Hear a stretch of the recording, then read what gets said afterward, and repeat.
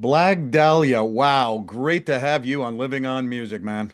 Well, it's my pleasure to be here. Thanks for having me. Oh man, I'm telling you, in my music journalism life of the last 20 plus years, it is so wonderful to look into the careers of people and what a ride, the dwarves that you've had, as well as a wonderful ride with other things that you've been doing with writing and film. And I love talk. We'll talk about a lot about it, Blag. But tell me a little bit about the how dwarves are doing right now. I mean, it's been going for what, 40 years or something like that, Oh ish, yeah, on 40 and off, and plus. you've had things we'll talk about. What's going on with dwarves right now in 2025?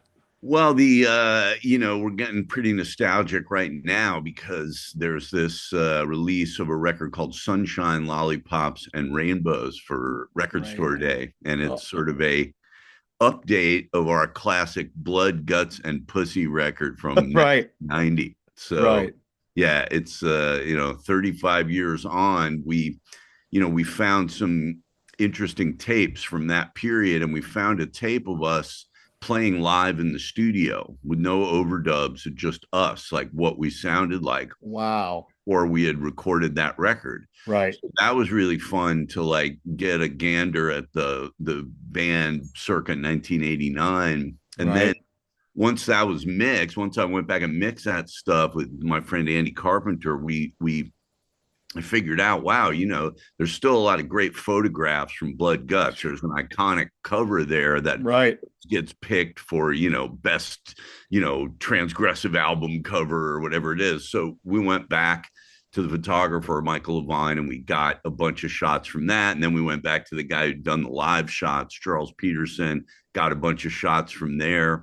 And so we just made this cool package where we kind of talked, everybody wrote liner notes, Vag Moore and Saltpeter, the original lineup of the band. And Oh, we went back and wrote up liner notes of what we were going through and what was happening at that time.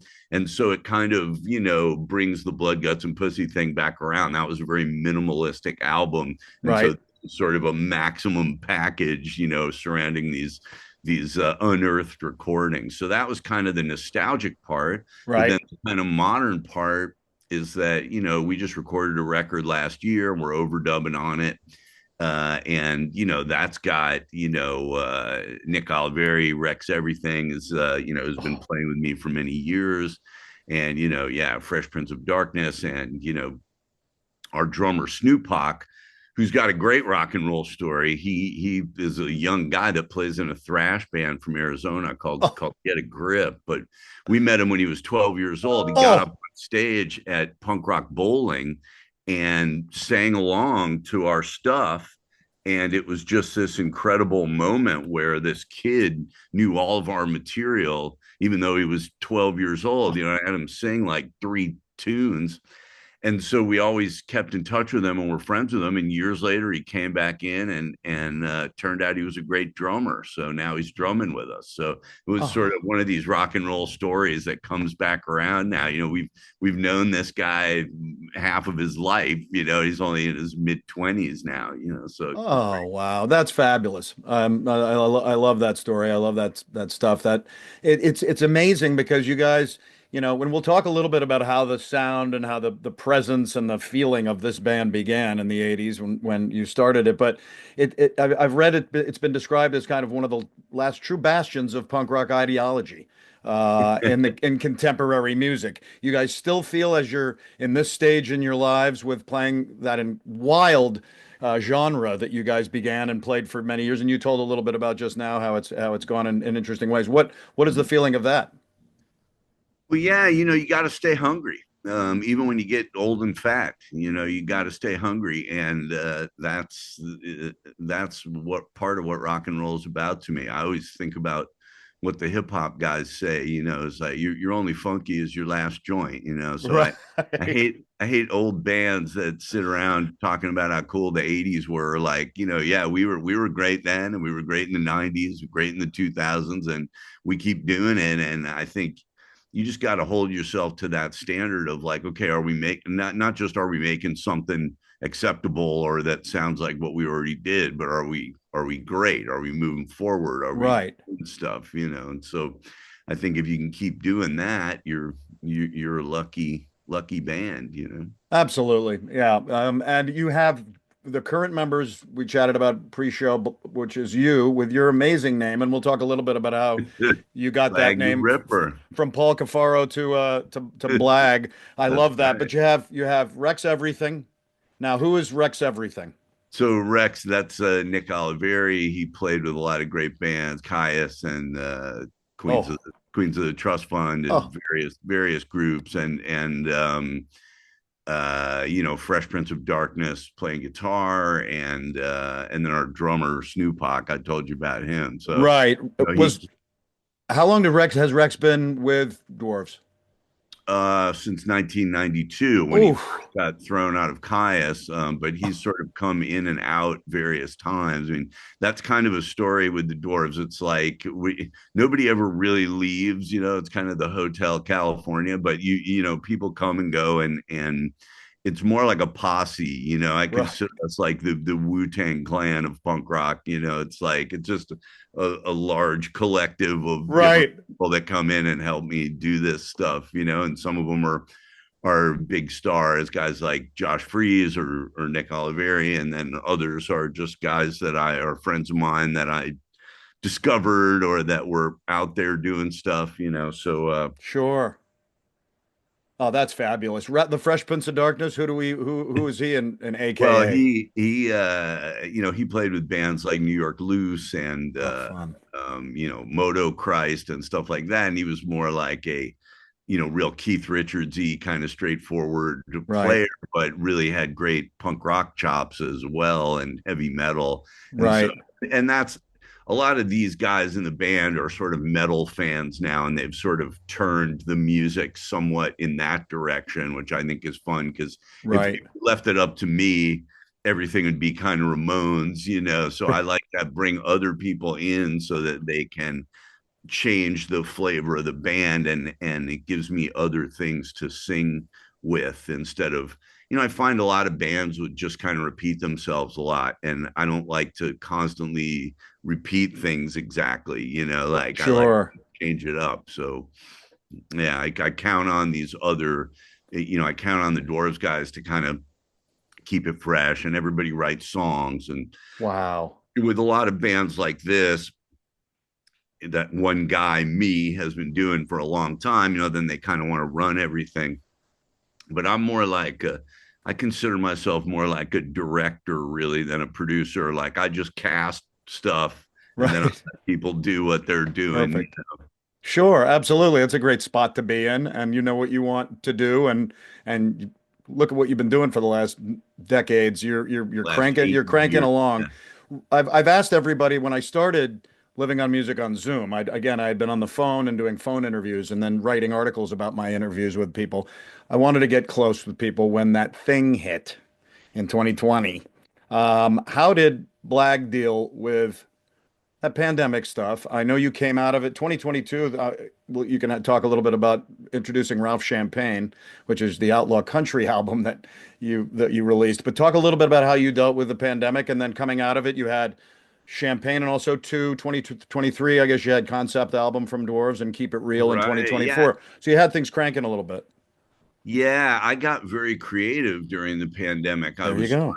sort of, I think for some people who had a more regimented lifestyle, it really threw them off. But Yes. for me, I was like, well, I'm a self-starter anyway. So the first thing I wanted to do was finish my novel, which was Highland Falls. That was my third novel and the Wow. follow-up to Right. Nina.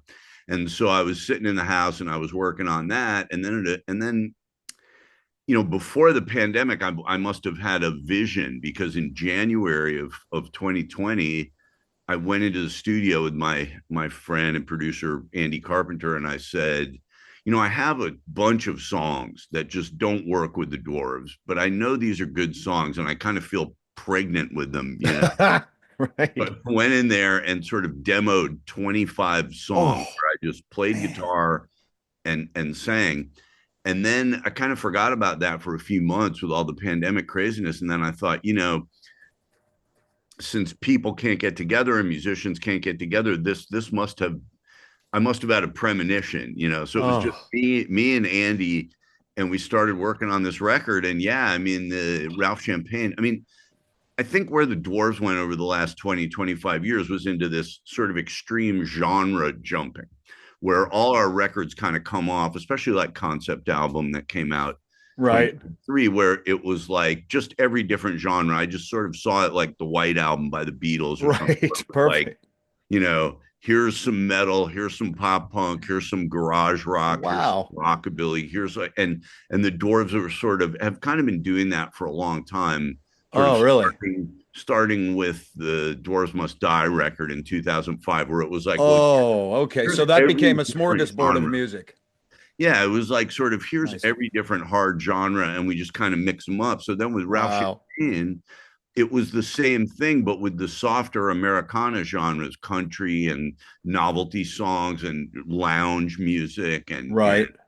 humor music and whatever acoustic stuff. So then it was like Ralph Champagne kind of became the eclectic genre jumping solo thing of me, you know. Right.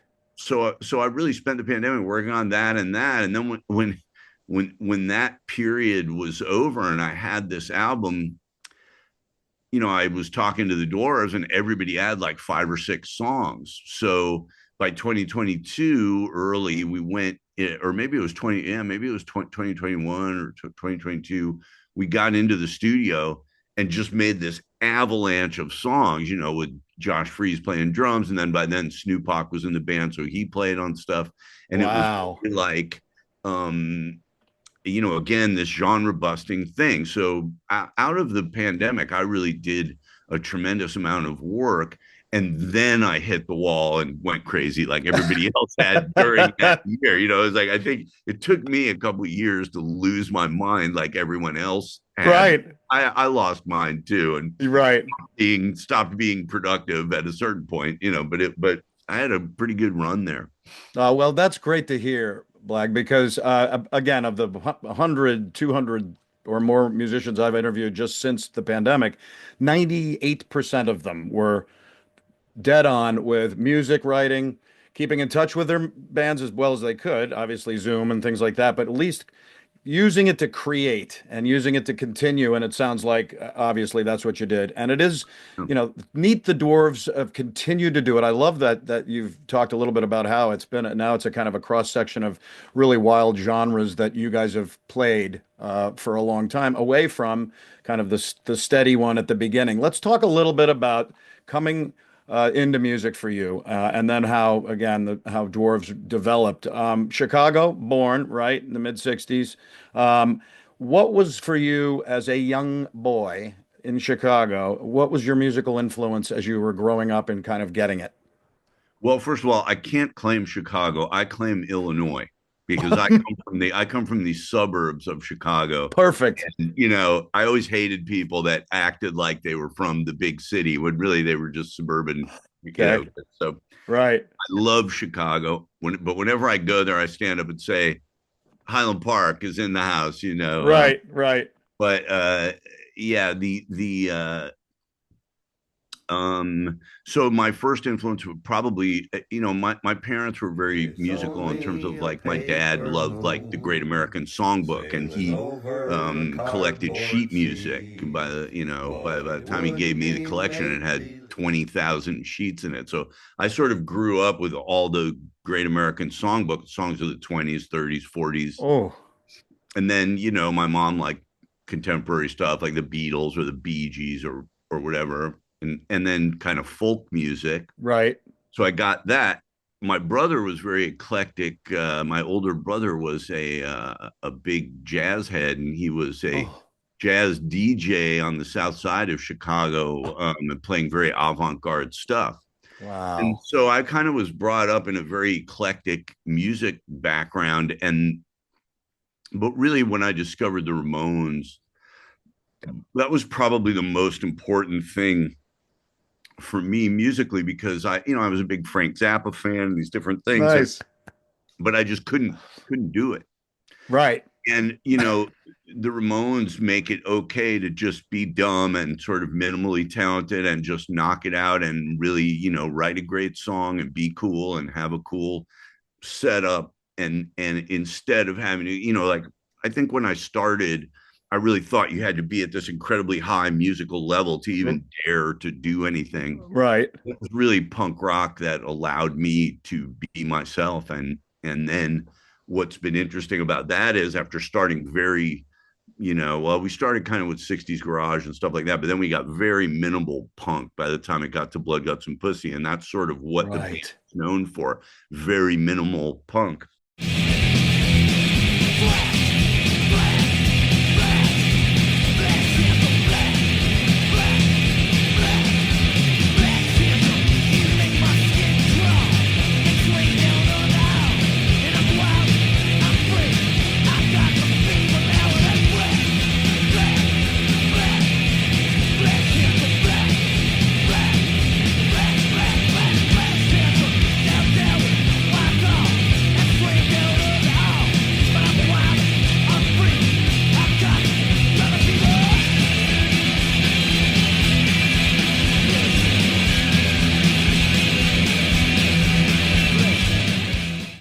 As the years have gone on, I think we've evolved in all these different ways, got these incredible musicians and different players and different kinds of songs, but we always kept the core of we're a punk band. Yes. This is what this is. We're not trying to be your best friend, and we're not trying to win any awards for being the nicest guys on the block or it was always punk rock for me. Oh no, I love that. And my 20-year cover band, Second Wind, we played "I Want to Be Sedated" every gig, and that's just such a blast. Usually, it's at the end when everybody's pretty wasted and having a blast at the gigs and 20, 20, 20. But that is a wonderful thing to find in your mind. Is like I kind of like the way those guys oomph it through their punkness.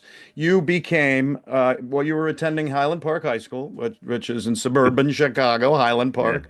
I absolutely. love that. And you were playing with the original members eventually of the Dwarves, right? And you guys were doing gigs with Suburban Nightmare, which came out with a record, Hard Day's Nightmare. I love that. How did that was the beginning. How did that evolve into Dwarves? Yeah, we did a lot of obscure 60s garage covers. And it was from that I learned about bands like the Cramps and stuff like Oh, that.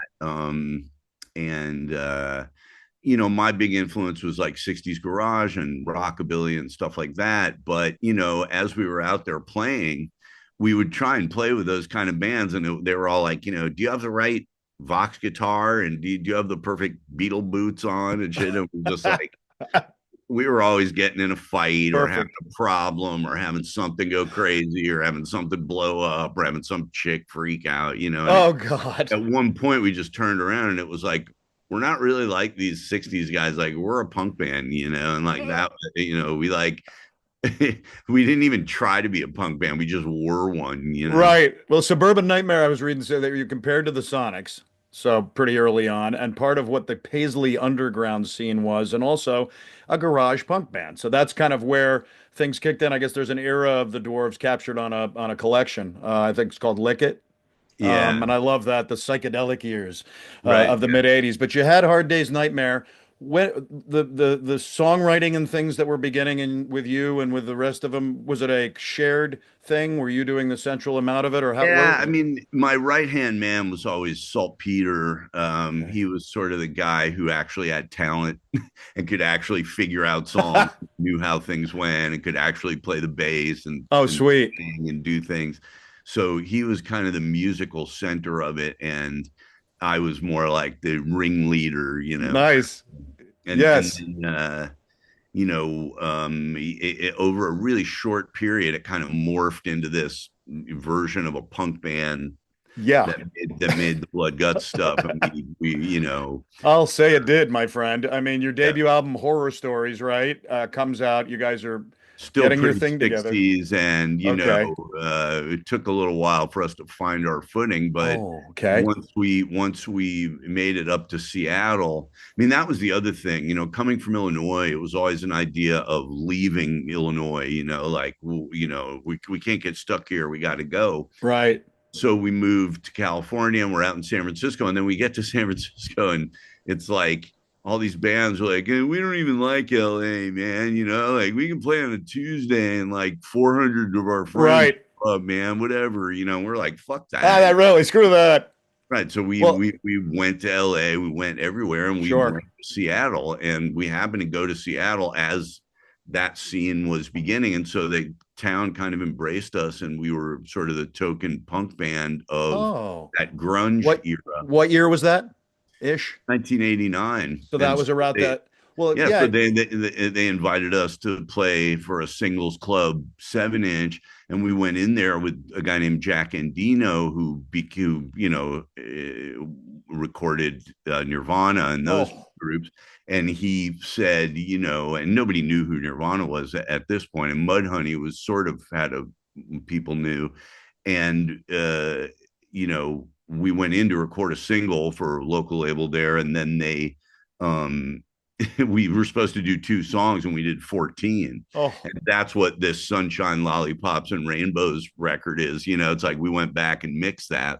oh, I So, bet. that sort of started the modern version of the Dwarves that people know, the punk rock version. And yeah, we were sort of the token punk band of the grunge era. And then we just started touring. Then And it started going. Well, 1988-ish, right? And it's the band. It became notorious for some wild stuff, some self-mutilation, some on-stage sex, taking hard drugs. I'm like, well, yeah, that's nothing unique to a lot of bands in the world. right. But Well, again, the unique thing was we actually sang about hard drugs, whereas most of these bands were just doing it in the background, but trying to keep their record deal and be mellow right, and whatever. And we were like, we're all on drugs, we're all fucking. And right. it was more like the Dwarves made things visible that other bands kept invisible, or as part of their rep. And then they'd have their management in there trying to make them acceptable, so they could make their money and do their thing. Wow. Dwarves were just too, Oh.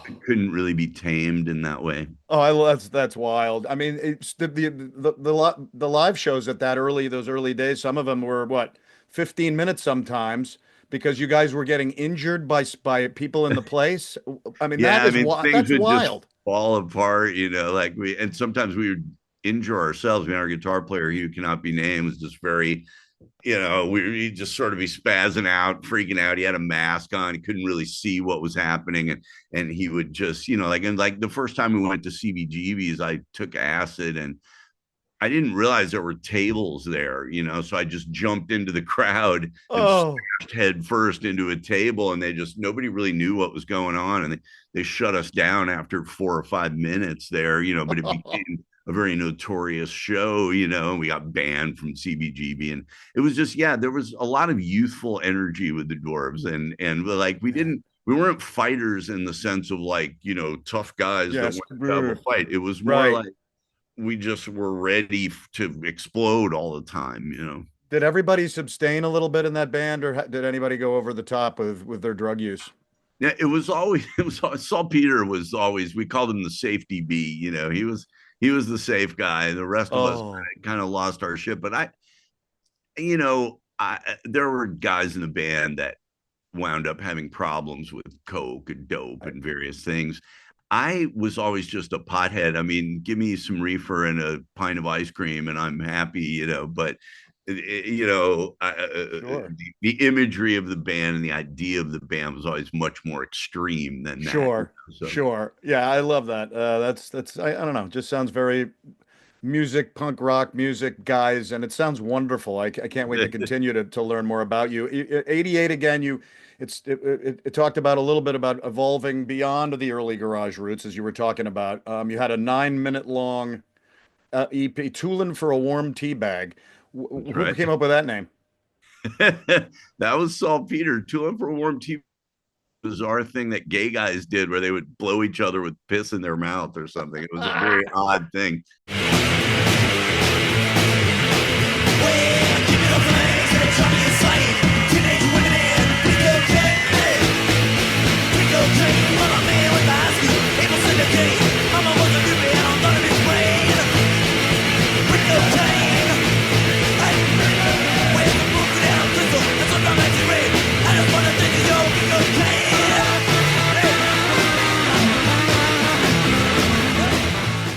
So tooling for a warm tea bag, that was sort of what brought us to the attention of some booking agents and people like Danny Bland, who became Marquis de Sade in the Dwarves. He brought us up.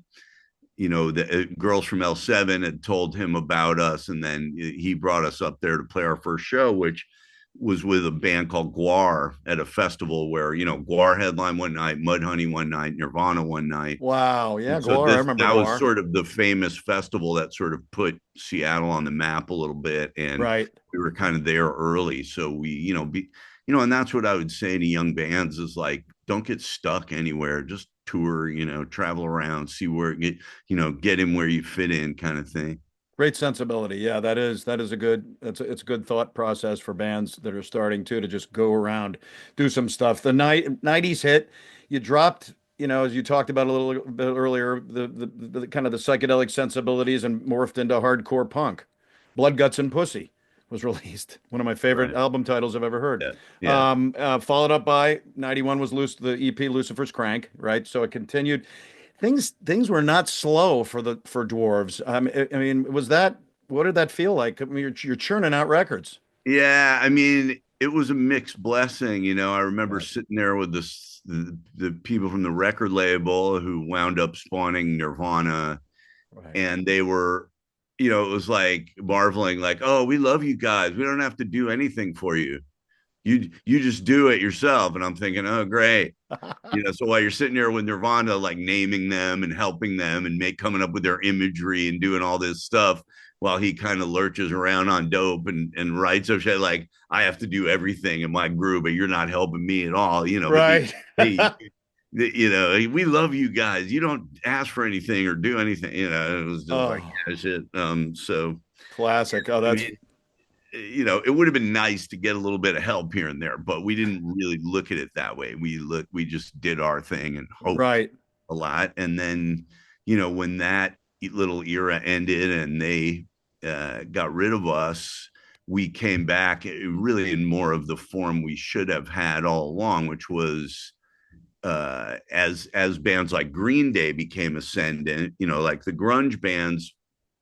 Dwarves were loved in Seattle, but that was about it. We didn't really appeal to all the people that were like, I love my Candlebox record and my Dwarves record. Like it didn't match. But once Green Day came along and Offspring and these kind of bands, there was room for us because the basis there was like punk, but it was more like a pop punk kind of thing. Right. And I always had a few songs like that. I mean, I called it Ramones punk, but so then by 97, Epitaph had picked us up for our record, The Dwarves Are Young and Good Looking, which was sort of the beginning of the more modern, like pop punk version of the Dwarves. And that, was a little period when I think things could have taken off for us. But again, we were always kind of hampered by either, if it wasn't a 5-minute show that pissed somebody off, it was like I slept with one of the interns at the record label and they got mad about that. And everything was always pissing somebody off with it. Right. So even though with Young and Good Looking, we kind of made a record that was very right for the era with songs like Everybody's Girl and One Time Only.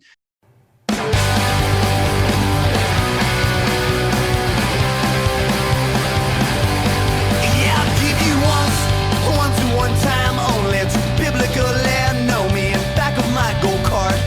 Yeah, I'll give you once to know completely what others so discreetly are doing in the dark. I mean, 'cause it's so easy. Yeah, it's so easy to end it now before we even start. I'll give you once and one time only, and then I'll leave you lonely, and then I'll break your heart. It didn't really hit in the way that a lot of the more predictable pop punk bands did. And so we found ourselves without a deal again by about 2000. And at that Okay. point, I hadn't really listened to a punk record in 10 years at that point. It was like I liked hip hop records. That was where the interesting music and certainly the interesting lyrics were. I was very Right. influenced by the Wu-Tang Clan and Oh, I bet. Easy E and NWA and the Outcast Sure. I was like I liked their lyrics and I really found myself alienated from like rock and roll lyrics that I thought were just dog shit. They just I weren't good. bet. Yeah. And hip hop was much more interesting in that way. And so, but we didn't like put on a baseball cap and go, yo, we just it was like I Yeah. sort of incorporated it in to my lyrics and into various ways of producing. And Sure. at a certain point around 2004 or so, with no record deal and this band was just supposed to be dead. And I was, 40 years old or whatever.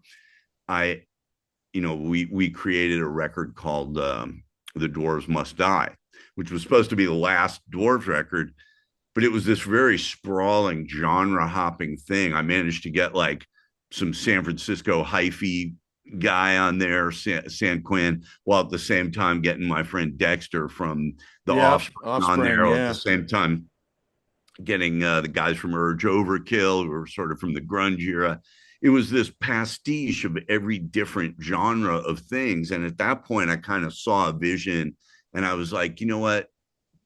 This band's just going to be everything. Wow. We're not going to lose being a hardcore band, but we're going to just incorporate everything in here. We're going to sequence drums and we're going to make thrash and we're just going to do everything. Sure.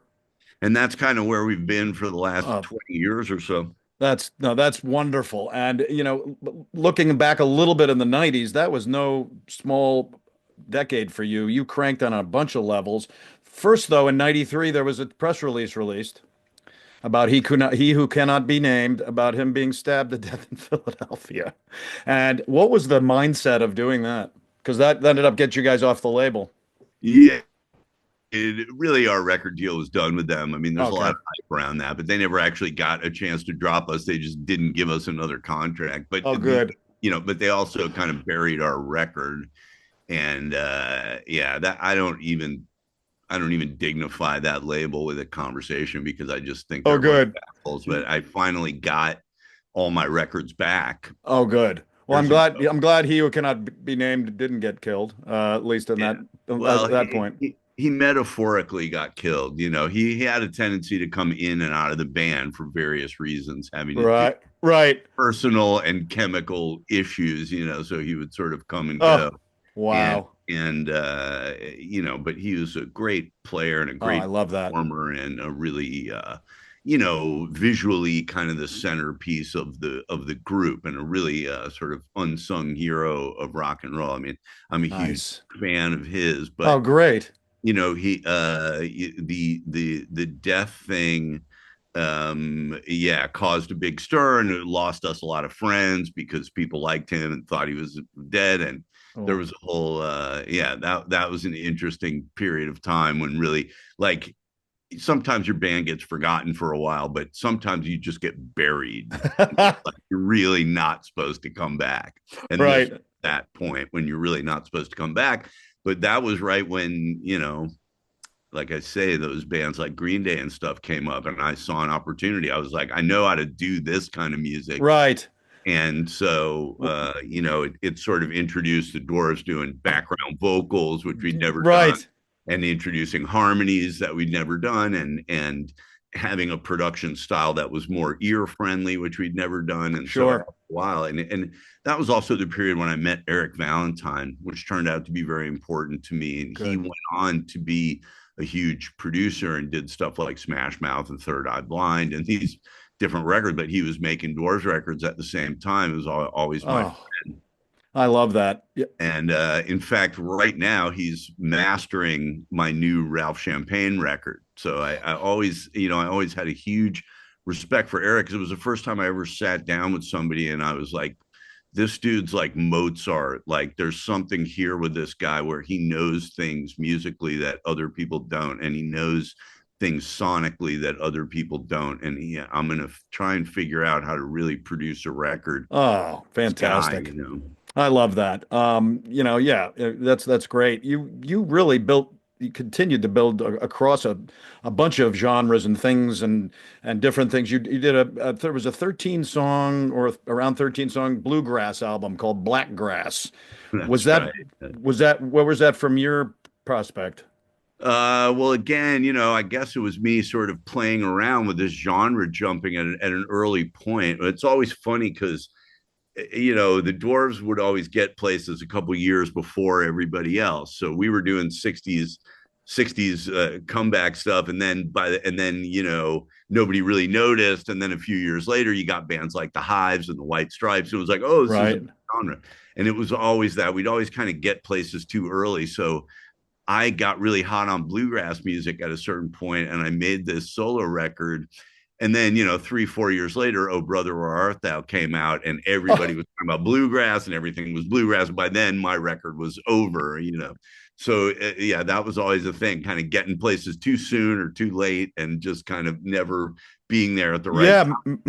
man of constant sorrow. I mean, yeah, Yeah, that's another fun one we do in my duo. that was But why the Young and Good Looking record was important, because it was pretty much the only time the Dwarves were where the public was. oh, Like, they neat. were making what they called pop punk, and the public was consuming pop punk Oh, at that time. So it was like, okay. And so that came to be sort of our most popular record. And that was kind of the one that I wrote all by myself, and the whole band had sort of bailed by that point, and nobody was around, and I had to I know. I recreate it. love one of the descriptions of it. The beginning of the New Dwarves, one that plays real songs, had a set Right. list and left the club unbloodied for the Yeah. live shows. Right. Right. But that's great because that was something that was happening for you. You also started that acoustic duo around in those mid '90s with Nick Oliveri. What was his nickname again for the band? Is he? Wrecks everything. That's what I Rex Everything. So that was called the Uncontrollable. Yeah, that was sort of Nick's idea. And Neat. it was, he would sort of do a solo set, and then I would, and then he would play dwarf songs on acoustic, and I'd sing them. I mean, it's funny. Like, Nick is such an original and so unique. It's really difficult to, you have to let him do what he's doing. Right. Like, when he writes a song, I usually just have him sing it because I couldn't do it justice. Sometimes I sing his material. He sings mine a lot too. But it's like, for me, like, Nick is so unique. Oh, Nobody that's sings great. like him. Nobody plays like him. And I hate to get in his way. I Wow. just let the guy go because he's so good. Great. Yeah, You what a great bond. That's wonderful. And that was back there and now look what's going on with him. That's wonderful that you're still Oh in yeah, close touch. we got You a also tour you're stuff narrated to an do. opening score of something by the Autopsy Boys, Last Day of School. Now narrating the opening score because you didn't you that's not the only time you did kind of stuff like that, right? Here and there you did other performances for soundtracks. I mean that must have been did that feel good to you to not only have Dwarves still rocking and rolling along, but also all these other wonderful projects you were doing. Oh yeah, I mean, it means a lot to me when somebody who's cool wants me on their thing, and I, you know, I think the one way my brother's taste in music really influenced me was that I always respected jazz and people who could improvise. A lot of times in rock and roll, it's all like, let's rehearse our set, and that's all Right. we do is rehearse. In hip hop, there's more of a live element. Somebody comes in with a track, and then you just start improvising over it. Or in jazz music, it's like people improvise. So I like to think, if you call me up and you want me on your stuff, that I'll be able to come in and do something cool on it without preparing or being, I mean, you can prepare to a certain degree, but I think, I always feel like I'm a control guy, and I'm trying to make a record, and the song's written and arranged and we figure it out. And so it's cool to bring these other elements when people ask me Sure. to do things that are just improvisational, that Yeah. aren't a concept and an idea that you come in with. Sure. 97, two songs recorded by you were on a soundtrack for A.W. Feidler's short film, The Job. I mean, you're adding these wonderful things, and one that just jumped out at me. I had to not only both laugh but go, "Wow!" Doing the sponge. You Oh, sang right. for SpongeBob SquarePants episode, The Chaperone. That's a very popular show. I mean, how did that come to Yeah. be? Well, yeah, that was a funny one. That really came through Saltpeter. He was Oh, friendly with the wife of the guy who had started that SpongeBob, Steve Hillenburg. And in the first season, nobody knew how successful it was going to be. They had no budget and they wanted kind of cheap sounding 4-track music.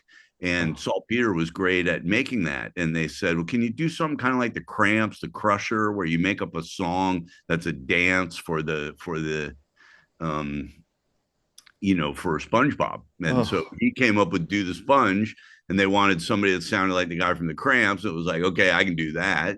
So I came in and kind of bingo. imitated Lux Interior and yeah, doing the Sponge, probably the most popular thing I'll ever be involved with. I would. All right, you invertebrates, I'm gonna teach you how to do the sponge. Well, if you take your leg and you stick it in the air, and then you take the other one and jam it right up there, you twist yourself around and give a great big lunge. Now you're doing the sponge. I do the sponge, I do the sponge. Bet your bunch you're doing the sponge. Well, now first you take your leg and you stick it in the air. And then you take the other one and you jam it right up. Get my pizza topping! Can't you see I'm doing the sponge? Big lunch. Now you're doing the sponge. All right, now, yeah, do the sponge, do the sponge. Before you know you're taking the plunge. I say the sponge, do the sponge. Bet your bunch you're doing the sponge. Yeah, bet your bunch you're doing the sponge. Oh yeah, well, you're doing the sponge. The 2000 hit that you had the Dwarves Come Clean, How to Win Friends and Influence. Influence the titles, man. I mean, the whole thing has got so much fun creativity. I just love what you were doing. You performed xenophobia music for the Ghost World soundtrack in 2001. You kept going with this. You're in now. You appeared in a what I was called a mock snuff film entitled "Misogynist the Movie." Was A nutshell about that. Yeah, that was made by my friend Lloyd Nickel, and he's a great guy who really loves those '80s slasher movies, You're right. and was early on trying to bring those back. And I've always kind of been felt bad about that because I was kind of a bad sport on that movie. I was in kind of a bad mood, and the vibe he was getting was like deserted farmhouse, and whatever, victimizing woman, whatever it was, and there was no food, there was no toilet paper, there was no hotel room. I was like, I'm out of here. So I was kind of a baby on that one. I've always been sorry because Lloyd is still my friend to this day, and he shot so much of the Dwarves material from live and Right. cuts together videos for us of our live stuff and made all the DVDs we did. So yeah, Lloyd is an important part of what we do. But yeah, misogyny is the only thing I did do was I named that. It, Oh, it wasn't called that, and I'm good at coming up with names. And I said, dude, you got to call this Misogynist the the movie. movie. Yeah. No, that's another thing that I saw, and I was like, oh, I got to hear about this, and how wonderful another example and experience for Blag. You talked a little while ago about the Dwarves Must Die in 2004, which was a big deal. It was the first for the indie label, Sympathy for the Record Industry. Also, 2004, you had a brawl. Something happened, or in LA around one of your gigs, and there was a guy arrested. Was that a scary experience for you? Yeah, well, being attacked is always kind of scary. It's like Mike Tyson says, right? Everyone has a plan till you get smacked in the face. Yeah, I mean, but for me, it was a day at the office. Although Right. I was getting pretty old at that point and wasn't Right. really expecting that kind of thing. But it's like, okay, I'm the guy for the Dwarves. Every once in a while, you got to take one for the Right. Well, that's what you were saying before, Blag, yeah, the things had changed from that kind of environment early on with a lot of the stuff that was going on at the gigs and on stage. And then boom, that happened. That had to be, I'm glad you didn't get really injured or hurt from it. Well, me too. I mean, but it's Well, I'm glad it went through with no major yeah, ramifications. I've Uh, never been worried about that. right. The early 2000s, you had Massacre, which was a song that was on the Hostel, the 2006 film, something that you wrote, and the Right. Dwarves song made it onto a movie. And that's again shows something that it shows experience and proof that you were really talented in what you were doing. And I love that this continued with songs you were doing. You narrated Chris Fuller's independent film, which is a neat thing, Lauren Cass. Oh, right. Yeah. Lauren Cass. That was a whole kind of film about St. Petersburg and what was going on there. Very kind of weird Florida. It was sort of an art film. Yeah, I found that an interesting thing to do. I like that guy. And Wow, that's wonderful. The last, 10 or 15 years, 2011, you had Dwarves Are Born Again, and the Dwarves invented rock and roll. Now that's a wild title too. Congratulations on inventing rock and roll, Blag. I love that. someone You had to do it. you kept going, all right, and producing albums, but from Mondo Generator, John Cougar's concentration camp, Swingin' Utters. I love that name. The God Awfuls. I mean, producing albums, was that something that came later, or when did that start and continued? Um, you know, I produced a number of albums from like the mid 90s to about the mid 2000s. And, I love working with other bands. I had various experiences with it. Some people's personalities are sort of better suited to being your producer than others. And like after working with Eric Valentine, I really realized like that's a producer. I'm not really a producer. Wow. I'm good at producing my own records. And Wow. when people come to me and say, can you help me with this? Or can you give me some advice? I'm very good at that. Right. Actually being your producer is kind of like being your doctor. You have to have this bedside manner and you have to kind of hold people's hand and walk them through what's going Right. on. And that was when I really realized how, the guys I really worked with that were Eric Valentine and Andy Carpenter, both of whom really have the right personality to really be they're not only very talented people, but they're very good at working with other people and making them feel comfortable. Whereas with Wow. me, half the time the band would be like, "We love you. You're the greatest, and you really helped us." And half the time it'd be like, "Fuck you, asshole." I hate you. And I kind of realized, like, shit, man, I don't. Life is short. I'm just gonna. Right. The thing I was most interested in always was songwriting. Right. So I figured, like, I got a bunch of songs and I got a bunch of friends that write songs, and I'm going to produce those things. Right. And I always have great experiences in the studio bringing people in. Talk to me a little bit about just a nutshell about the writing of Blag Dahlia. I love the fact Armed to the Teeth with Lipstick, Nina, and Highland Falls in 2022. Wow. Right, yeah. So, I mean, I try and write very transgressive books. I try and keep it very minimal. The guys I aim at are sort of, Kafka and Hemingway, and a sort of very spare, minimal way of writing. Right. But I don't mean to say those names like I write that well, because I don't. It's more like I like minimalistic stuff, and then my stuff is like humor and very decadent.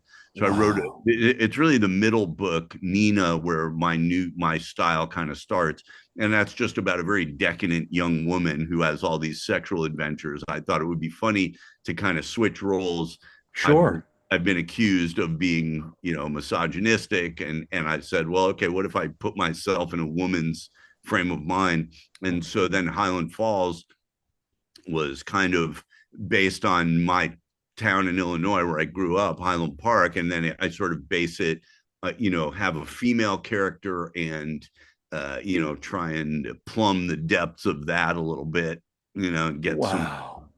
Well, get again, that to me, that adds to Blag Dahlia's repertoire, and it is impressive as hell. Impressive wow. as hell. I Well, I love it. appreciate you saying And, that. and I'm going to let you go, but I want to ask one real quick question. Blag Dahlia, Where did Yes. that come from?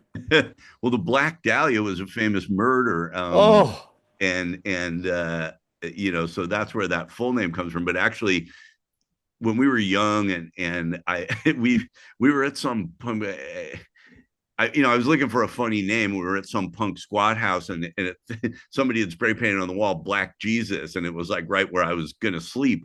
And so when people asked me my name, I said I'm Black Jesus. Well, that wasn't gonna work. So at a certain point, I changed it to Blag Jesus, and then it right. became Blag whatever. So then it wound up being Blag Dahlia, but there's Blag History Month and Paint It Blag and everything's sort of Blag on it. But I love it.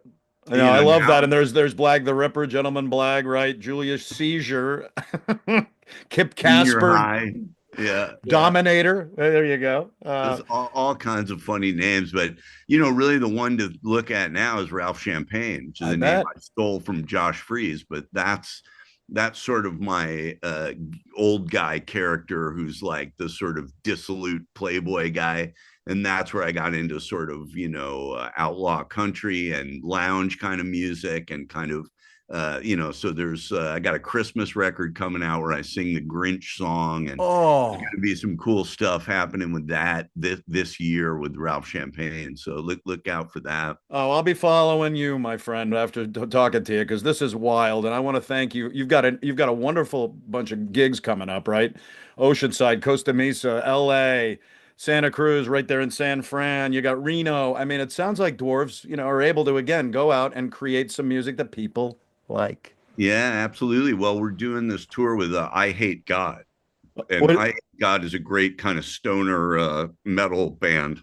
Oh, it's wild. So that's going to be great. We're going out to Punk in the Park, play with Bad Religion, Pennywise. And so yeah, it's the Dwarves somehow survive. I don't know. I always say we've been breaking up since 1985, right? That's kind of what That we do. that's not uncommon. People thinking that might be, up, down, and sideways, and then look what 2025 is going with you guys. Congratulations, Blag. Thanks very much for doing Living on Music with me. And thanks for doing so much research, man. You're meticulous. I love it. I really enjoyed talking to you, and thank you. Well, that's very kind. Sometimes it's like, oh boy, that came up. I'd forgotten about that, and oops, I didn't really want to, but not with you. I love talking about all this stuff. Let's keep in touch. Good luck with this tour. Good luck with everything you're doing on so many levels, and we'll keep in touch. Send me a link, buddy. Thank You, you. you bet, man.